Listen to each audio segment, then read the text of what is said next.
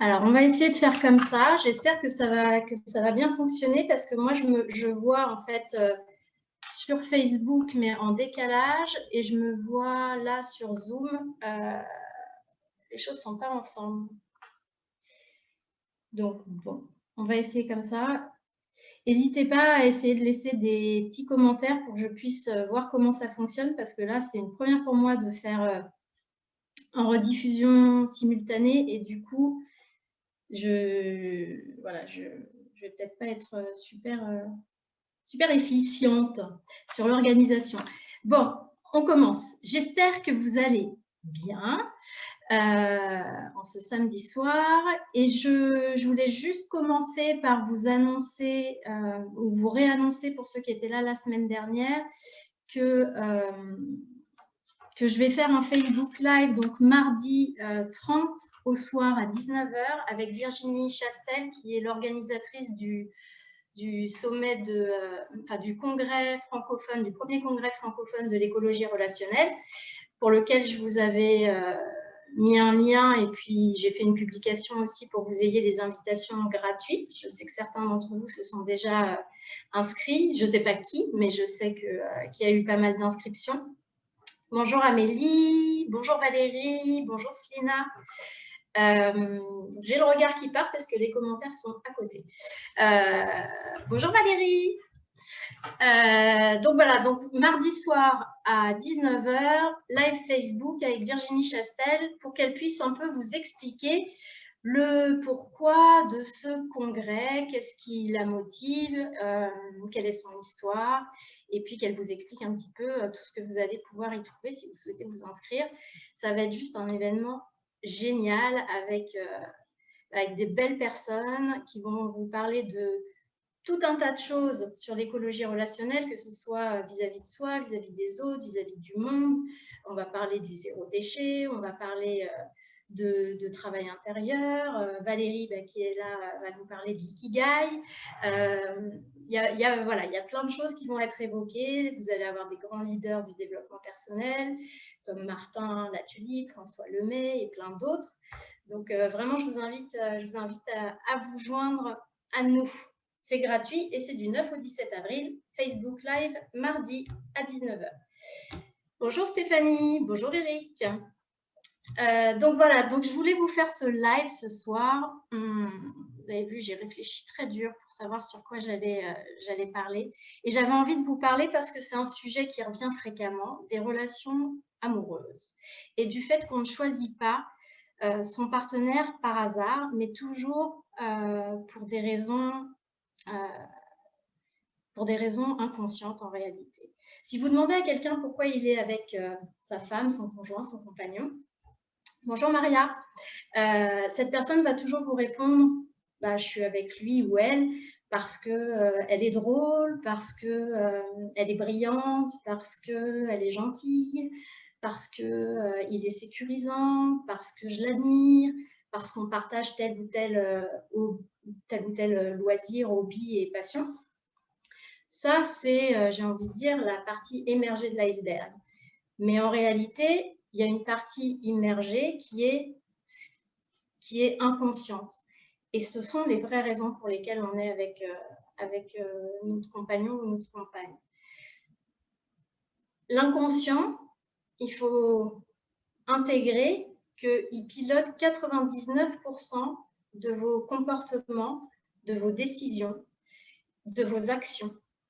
Ça, c'est prouvé. Donc, ça veut dire que 1% seulement de ce que vous faites, vous le décidez vraiment. 99%, c'est une décision qui vient du plus profond de vous, mais qui n'est pas du tout consciente. Ce qui veut dire que quand vous choisissez un partenaire, c'est la même chose. Ce n'est pas conscient, c'est plutôt inconscient. Et d'ailleurs, l'inconscient, je ne sais pas si vous le savez, mais même quand vous prenez une décision consciente, c'est lui qui va avoir 0,5 secondes d'avance sur cette décision et qui, quand vous dites, tiens, je vais boire une gorgée de mon thé, en fait, 0,5 secondes d'avance, c'est votre inconscient qui l'a décidé. Donc, c'est lui qui pilote les décisions et qui pilote le choix du partenaire. Moi, justement, qui travaille dans la conscience de soi, c'est ce que j'apprends aux gens, c'est-à-dire à se connaître tellement profondément,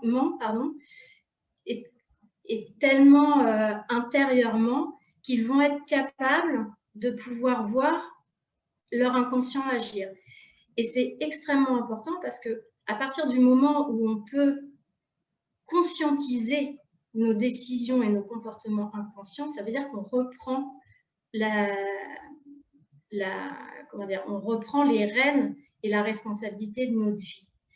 Et donc, c'est un travail qui, selon moi, est indispensable si on veut pouvoir mener la vie qui nous correspond et que l'on souhaite. Alors, comment on va choisir son partenaire? Le partenaire, on va le choisir à travers... Il y a plusieurs choses. Il y a les blessures émotionnelles, les blessures d'âme, les blessures qu'on porte avec nous depuis notre enfance. Vous vous rappelez, dans les lives précédents, je les ai souvent rappelés, il y en a 5 grandes blessures qui sont l'abandon, le rejet, l'humiliation, la trahison et l'injustice. On les porte toutes les 5 un petit peu, mais on en a qui sont prévalentes sur les autres et qui, quelque part, vont diriger nos vies. Et donc, ce sont avec ces blessures qu'on va en fait choisir nos partenaires. Pourquoi? Parce que on va chercher à évoluer et à transcender nos blessures. Donc, on va aller chercher un partenaire qui va nous faire travailler cette blessure-là. Souvent, du coup, ça va être des blessures qui se correspondent. Soit ça va être des blessures identiques, 2 personnes qui ont une forte blessure d'injustice, 2 personnes qui ont une forte blessure d'abandon, mais qui très souvent vont les manifester de manière différente. C'est-à-dire que l'un, par exemple, dans le cadre de l'abandon, va être très dépendant affectif, donc avoir besoin de beaucoup de fusion pour se rassurer. Et puis l'autre, très souvent, va être plutôt quelqu'un d'indépendant affectif, parce que lui, au contraire, il a la blessure d'abandon, mais pour la gérer, il préfère se protéger du lien, et donc il va avoir tendance à maintenir une certaine distance. Ces gens-là vont souvent s'attirer, parce qu'en fait, ils vont permettre de se faire travailler tous les deux, d'évoluer. C'est pour ça qu'un couple conscient, c'est un couple qui arrive à percevoir ça chez l'autre, à le conscientiser, et après, ils peuvent évoluer et passer des étapes ensemble pour le meilleur dans leur couple. Donc souvent, voilà, vous allez avoir le dépendant affectif, de l'autre côté, vous allez avoir au contraire l'indépendant, mais tous les deux vont être, par exemple, mus par une blessure d'abandon. Et c'est ce qui fait qu'un jour, dans ce couple, il va y avoir un souci.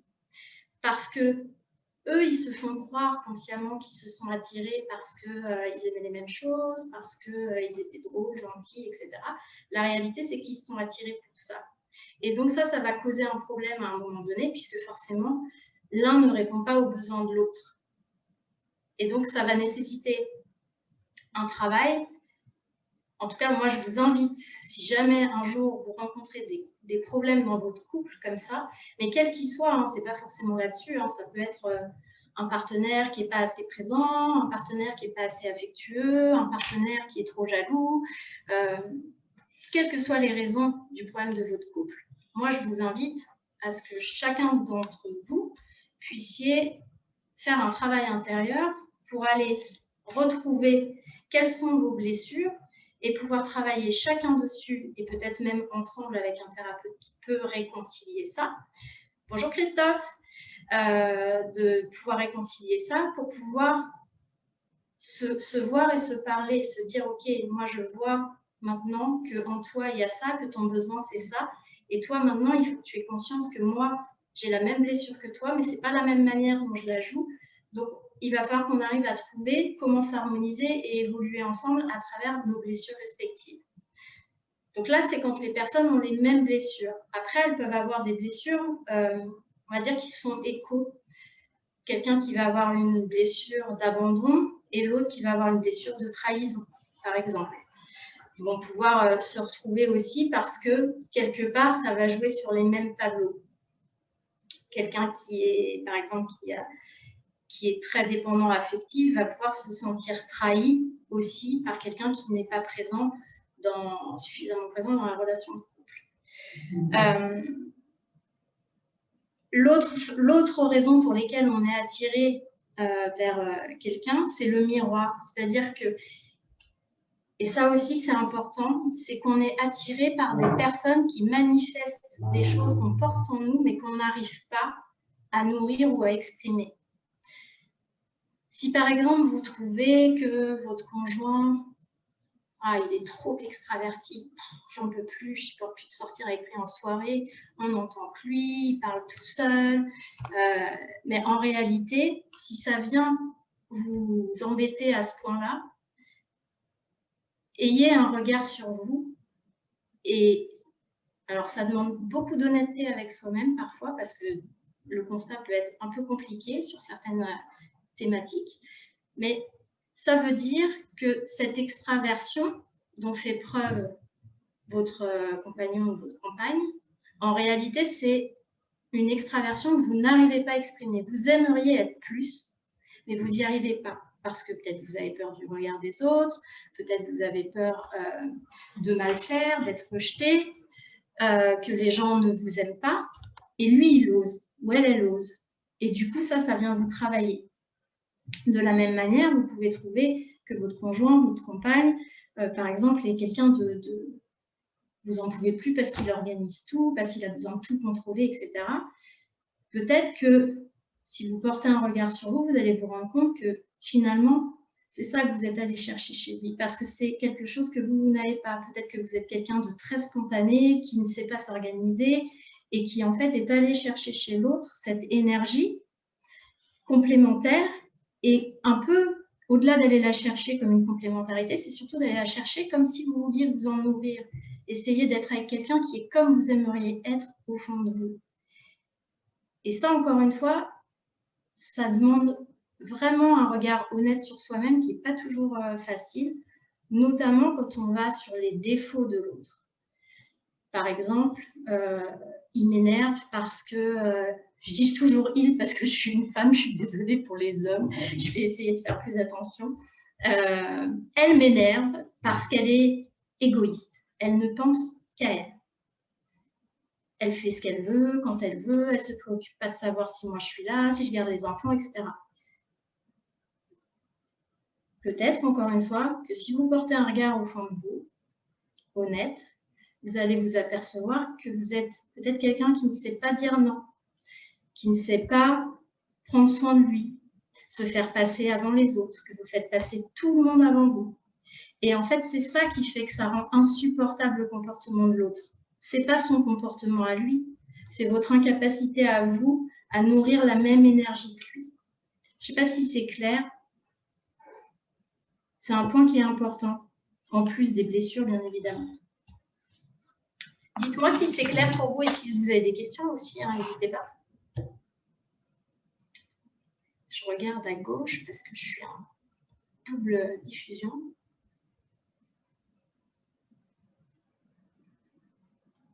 Bon, je vais peut-être avancer le temps que les commentaires éventuellement arrivent.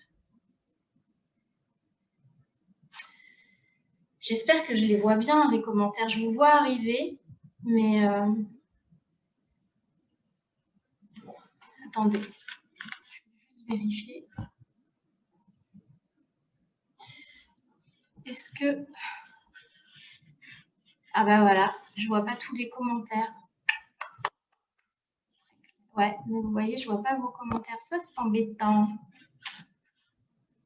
Comment je peux faire? Excusez-moi, je vais juste prendre mon téléphone. C'est embêtant, ça.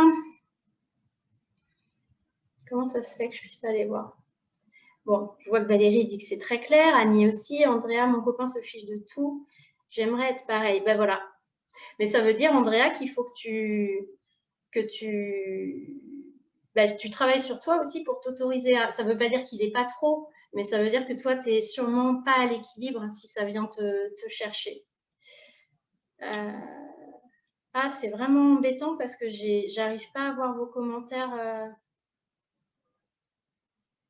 en direct. Et là, j'ai même pas accès à tous vos commentaires depuis tout à l'heure. Du coup, je vais être obligée de répondre. Ça m'embête. Mais je crois... Alors, attendez, excusez-moi. Je suis navrée.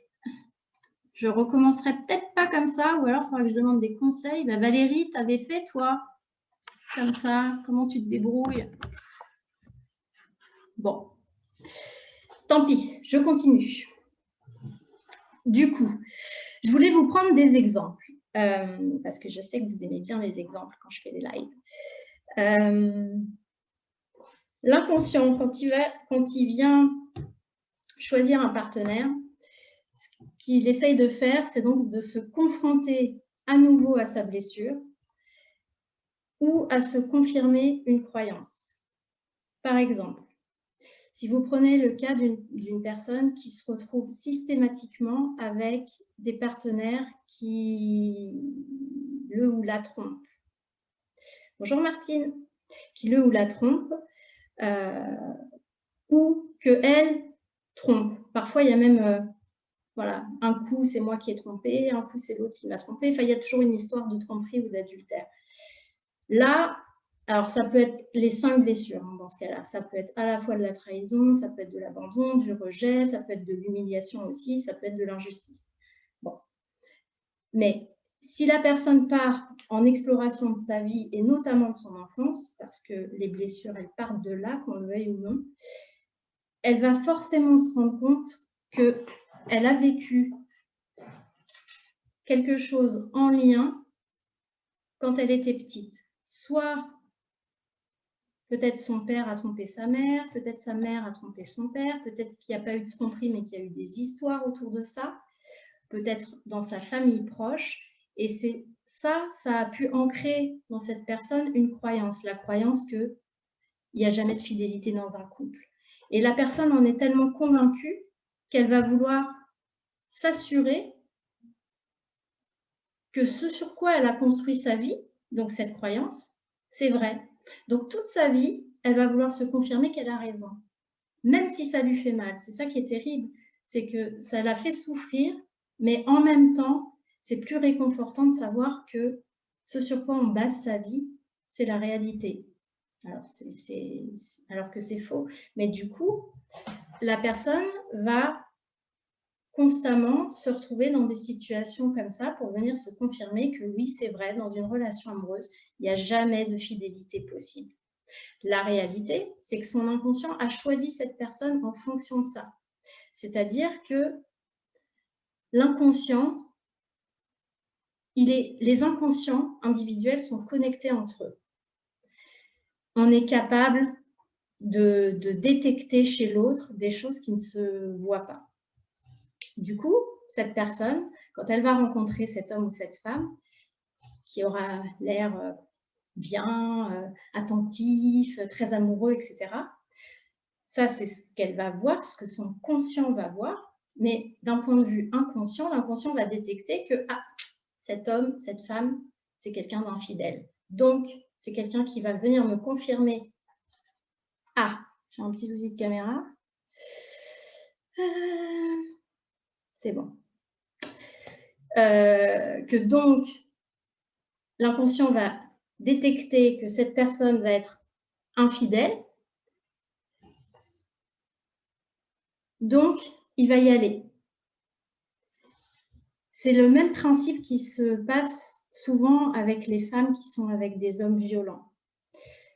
Alors, je sais que ça peut être très compliqué pour une femme d'entendre ça, mais la réalité, c'est que très souvent, ces femmes-là ont assisté à de la violence quand elles étaient petites.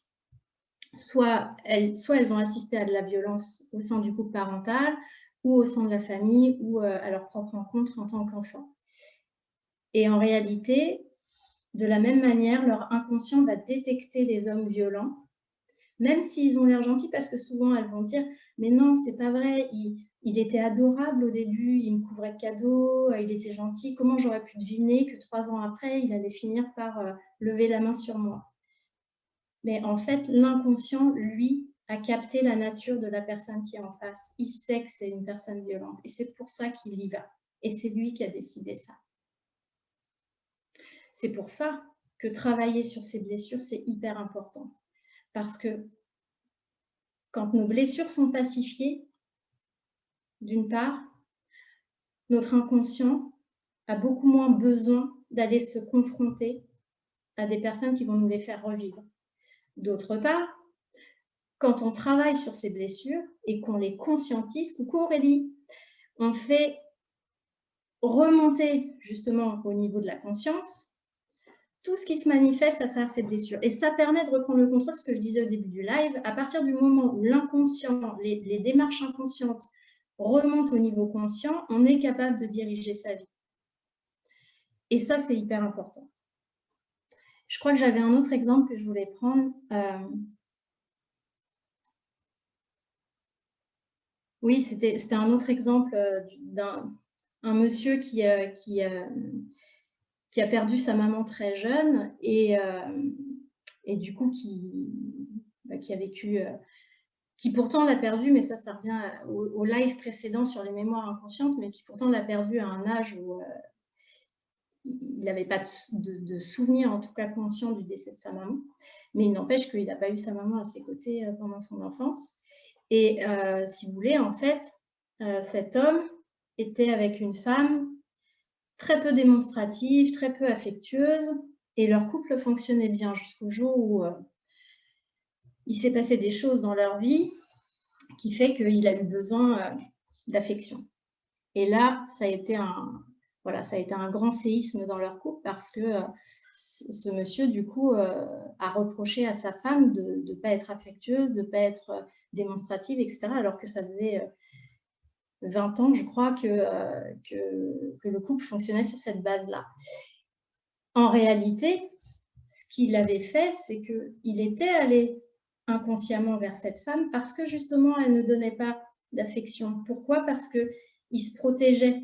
Il avait vécu une séparation étant enfant extrêmement douloureuse avec sa maman, probablement habité par une grosse blessure d'abandon et d'injustice. Et du coup, il avait besoin d'être avec quelqu'un de pas affectueux pour s'assurer que si jamais cette personne part, parce que dans sa croyance, les personnes qu'on aime le plus s'en vont, et bien comme ça, je ne vais pas souffrir. Alors tout ça, c'est... Je sais que ça paraît bizarre, mais c'est des processus inconscients. Consciemment, ce n'est pas du tout ce qui se dit, mais c'est ce qui se passe à l'intérieur de lui. Et c'est ce qui fait qu'il était avec cette personne-là, il l'avait choisi pour ça en réalité. Après, justement, le fait de faire remonter ça à la conscience, d'en prendre conscience, ça permet de travailler, de pouvoir expliquer à l'autre, voilà ce que j'étais venue chercher chez toi, mais aujourd'hui j'ai besoin d'autre chose, sachant que le partenaire est habité très souvent par la même blessure, ça va être possible d'évoluer ensemble s'il y a un travail qui est fait en parallèle sur les blessures de chacun des membres du couple.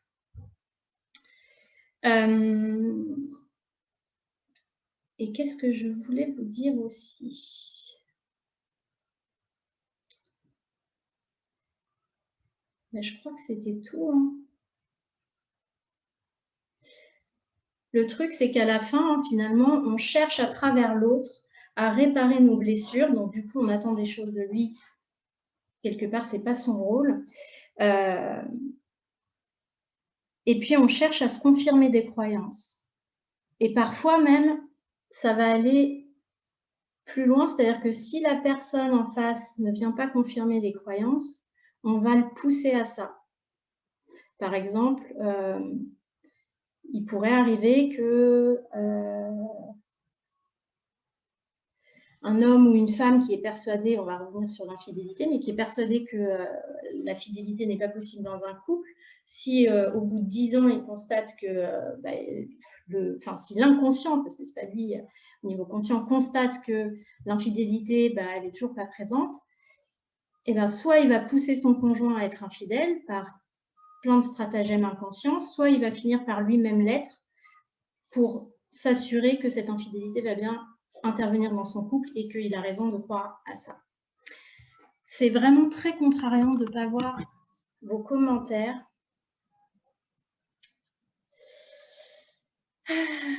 Bah oui Valérie, tu es sur Zoom avec ton ordinateur et tu regardes les commentaires sur ton téléphone. Sauf que moi, en fait, je ne les vois pas. Ils ne s'affichent pas. Enfin, tu vois, là, je vois les derniers, mais enfin, j'en vois 5, c'est tout. J'arrive pas à les faire défiler. Coucou Laurence. Oui, Aurélie, tu prends en cours. Mais c'est pas grave, tu regarderas le replay. Blessure consciente et travaillée, et la relation n'a rien à voir avec le super bof d'avant.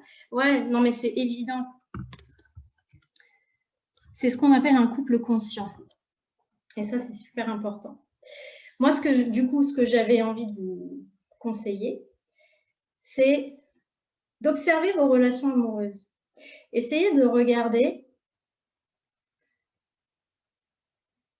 les relations les plus importantes de votre vie, mais y compris, vous pouvez aller voir, y compris au lycée, au collège, à partir du moment où on devient un peu grand, allez voir comment se sont déroulées ces relations. Souvent, vous allez y trouver des similitudes, soit chez les personnes que vous allez avec lesquelles vous allez être en relation, soit dans la manière dont ça se termine, soit dans ce que vous pensez d'elles. Vous allez trouver une sorte de fil conducteur. Et ça, il faut que vous essayiez de le ramener avec votre enfance. Essayez de voir d'où ça vient dans votre enfance, qu'est-ce qui a mis en place ce mécanisme de recherche de ce type de partenaire ou de ce type de situation. Et c'est ça qu'il faut travailler. C'est la blessure à l'origine de ça. Comme je le dis à chaque fois lors des lives, parce que en fait, je crois que c'est mon comment dire, ouais, c'est mon leitmotiv, c'est ma vision de la vie. On vient s'incarner sur Terre pour expérimenter des blessures, pour nous faire évoluer. Nos blessures, c'est des outils d'évolution. Si on les met de côté, si on les voit pas, si on veut pas les regarder, on n'aura pas des vies satisfaisantes. On aura des vies où on va subir beaucoup de choses parce qu'en fait, on va être dirigé par nos blessures et on va faire rentrer dans nos vies des situations et des gens qui ne vont pas nous faire du bien. Donc, prendre nos blessures comme des outils d'évolution, c'est hyper important. Elles ne s'effaceront jamais. Elles seront toujours là. Mais elles vont vous amener à des niveaux différents. Les souffrances seront de moins en moins présentes et vous les retrouverez sur des choses qui seront de plus en plus fines, de plus en plus petites. Un peu comme si, à la fin, votre âme, elle était dans du travail d'orfèvrerie à essayer de chercher le petit truc où elle va pouvoir mettre la blessure et travailler dessus. Mais le plus gros, vous pouvez le faire avant. Et c'est extrêmement important. Alors, je vais essayer de voir si je peux voir si vous avez des questions. Sinon, ce que je vous propose, c'est peut-être de... Je vais recouper... sinon, je vais recouper le live sur Zoom. Je vais me remettre en live sur Facebook. Et puis, vous allez me reposer vos questions. Comme ça, j'y répondrai en direct parce que là, je ne les vois pas. Si ça vous va. Du coup, pour clôturer ce live-là via Zoom, juste, je vous rappelle que donc mardi soir 30 mars à 19 h, il y aura un Facebook Live avec Virginie Chastel, qui est l'organisatrice du premier congrès francophone de l'écologie relationnelle auquel je participerai, notamment le 15 avril, avec une conférence qui s'intitule « Guérir son enfant intérieur pour s'ouvrir à la magie des relations », tout un programme. Et donc, vous trouverez également sur mon profil Facebook l'invitation gratuite pour assister à ce congrès. Vous avez accès à toutes les conférences de manière gratuite. Je crois qu'elles sont accessibles pendant 24 ou 48 heures gratuitement. Et après, si vous n'avez pas le temps de les voir, etc., vous pouvez acheter des coffrets. Si vous voulez accéder aux bonus, vous pouvez acheter les coffrets qui sont en prévente à tarif préférentiel pour le moment, peut-être juste pour quelques jours encore, je ne sais plus. Allez voir et n'hésitez pas à venir mardi soir à 19 h sur le live. Virginie expliquera un petit peu voilà, pourquoi elle a créé ce sommet, enfin ce congrès, et comment il va se dérouler, les intervenants, ce qu'elle souhaite faire passer comme message. C'est important d'avoir l'énergie de l'organisatrice aussi pour voir un peu à quel type d'événement vous allez avoir accès. Je vais donc couper le live sur Zoom et je vais revenir dans 2 secondes en live via Facebook pour répondre à vos questions. Voilà, à tout de suite.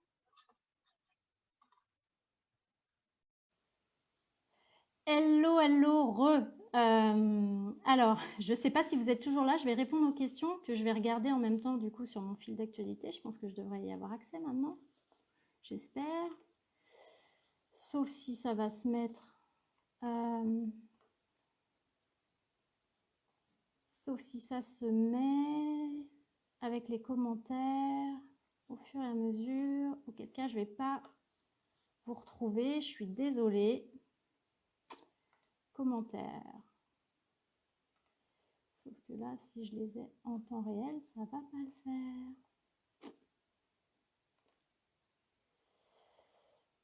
Alors, coucou Andrea.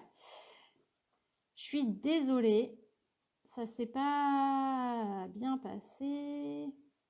Alors, Amélie disait, quand elle aborde les émotions, Amélie qui est thérapeute, et en particulier la colère, elle aborde ce point essentiel, Sandy, elle aborde ce point essentiel que l'autre qui déclenche notre colère s'autorise peut-être ce que l'on ne s'autorise pas nous-mêmes à faire ou vivre. Ouais, c'est ça. Ce que l'autre nous renvoie de nous-mêmes. Tout à fait. Bonjour Geoffrey, bonjour Slina. Qu'est-ce qu'il y avait d'autre? Tac, tac, tac. Valérie, il ne m'énerve pas, mais il me fait prendre conscience que je ne me mets pas souvent sur le devant de la scène. Ça m'énerve. Ben oui, ça c'est sûr. Quand l'autre nous reflète tout ce qu'on n'ose pas faire, c'est difficile et on a plutôt tendance à le juger plutôt qu'à aller voir à l'intérieur de nous si justement il n'y a pas une part de nous qui n'est pas nourrie et qui a besoin d'être nourrie. Alors, tac, coucou, recoucou Amélie. Je ne referai plus en Zoom ou alors il va falloir que je trouve une solution pour voir vos commentaires parce que là, c'est un vrai souci. Je repasse vite fait voir. N'hésitez pas à me relaisser des questions là, ça ira peut-être plus vite pour moi si je peux. Tac, tac, tac. Annie, passionnant, super. Catherine, ça peut être aussi le déclencheur de thérapie ou d'évolution pour celles, ceux qui se rendent compte qu'il ne se passe pas ce qui était inconsciemment attendu. J'entends pour une fois que la relation va bien, étonnamment je vais très mal. Alors, je ne sais pas si Catherine est là, mais oui. Alors, ça peut arriver qu'une personne, effectivement, se sente pas bien dans une relation parce qu'en réalité, ce qui se passe, en tout cas, moi, ça m'est déjà arrivé de le mettre en évidence avec quelqu'un, ce qui se passait, c'est qu'effectivement, l'autre ne rentrait pas dans le jeu, inconscient. Et du coup, la personne n'était pas satisfaite dans la relation, mais en réalité, parce qu'elle venait y chercher quelque chose de pas très sain, et l'autre le voyait. Ah, coucou Catherine. Et effectivement, l'autre le voyait, et du coup, il rentrait pas dans le jeu. Par exemple, quelqu'un qui veut pousser l'autre à être infidèle ou qui veut pousser l'autre à être violent parce que c'est ce qu'il recherche inconsciemment. Du coup, si l'autre ne rentre pas dans le jeu, la personne peut se retrouver à pas être bien dans la relation. Ça peut arriver de manière familiale aussi, hein. Parfois, il y a des gens, ils sont pas bien parce qu'en réalité, dans leur vie, ça ne se passe pas comme conformément à leurs croyances. Et du coup, le mal-être, il vient de là. Sandy, est-ce que ça ne peut pas être l'inverse? Ne pas accepter une part de nous qu'on voit chez l'autre. Mais si, en fait, c'est ça.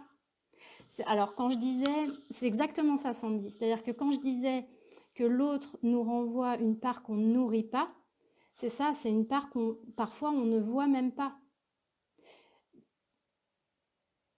Si on trouve, par exemple, que quelqu'un...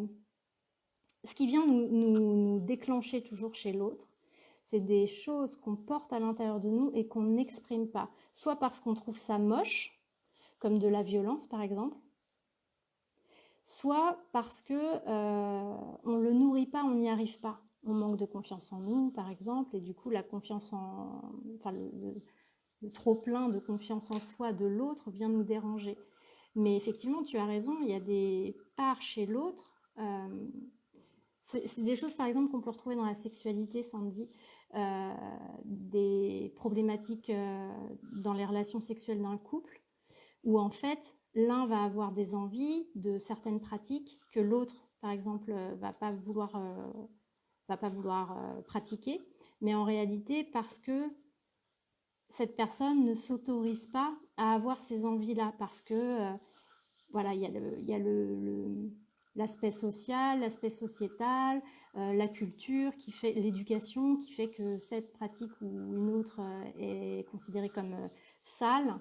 Et en réalité, peut-être que cette personne, si elle se détachait de tout ce conditionnement-là, c'est quelque chose qui pourrait lui convenir. Catherine, je pense à des gens qui se sentent très heureux dans leur relation amoureuse et en même temps sont très mal, sans comprendre. Il y a forcément une raison, Catherine. Parfois, de toute façon, il faut, quand ça arrive, ça, il faut aller voir quelqu'un.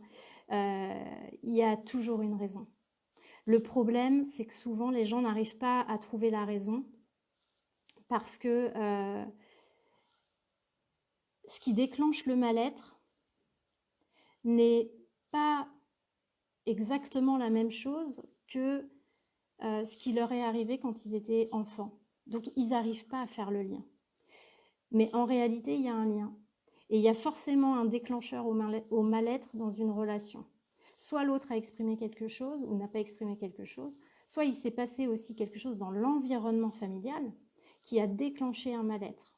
Parfois, ça peut être, je te prends un exemple Catherine, mais moi je pense là comme ça au cas d'une personne qui s'est retrouvée très mal dans son couple du jour au lendemain, enfin très malheureuse alors que tout allait bien. C'était pas forcément mal dans son couple, d'ailleurs c'était mal alors que tout allait bien.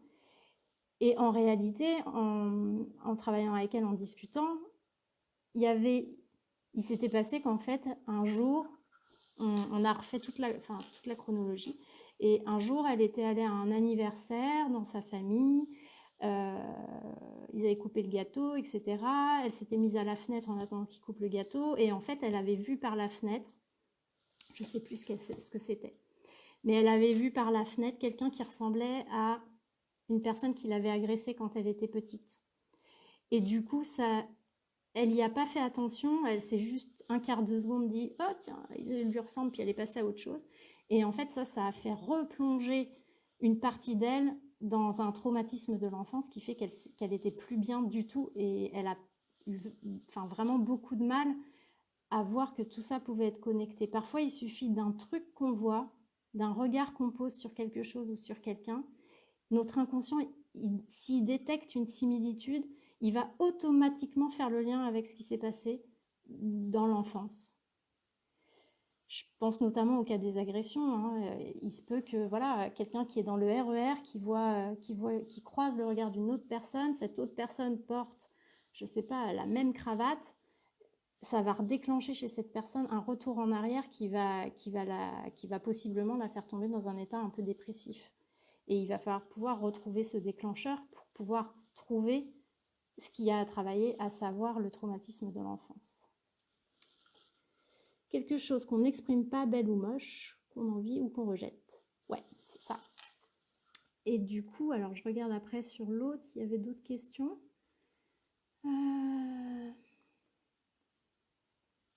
Je sais pas si je vois tout. J'en vois pas d'autres. Mais peut-être que je les vois pas tous. Est-ce que vous avez des questions ou pas? Slina, je vois que tu disais, je sais pas si tu es reconnectée, si tu es là, qu'il y a pas mal de similitudes dans tes anciennes relations. Et bien, s'il y a pas mal de similitudes, essaye de te poser la question déjà de trouver exactement quelles sont ces similitudes et essaye d'aller voir dans ce que tu as vécu quand tu étais petite, dans l'environnement dans lequel tu as été, le couple de tes parents, les relations que tu as pu voir entre tes grands-parents, enfin tout ce qui est autour du relationnel, en quoi il peut y avoir un lien entre les deux. Parce que si tu constates que tu revis des choses similaires à chaque fois, ça veut dire que ça vient d'un événement ou d'un conditionnement, en tout cas, passé. Tac, tac, tac. Bah écoutez, moi je vois plus, ou alors je vois pas, mais je vois plus de questions. Est-ce que vous avez quelque chose ou pas du tout, vous?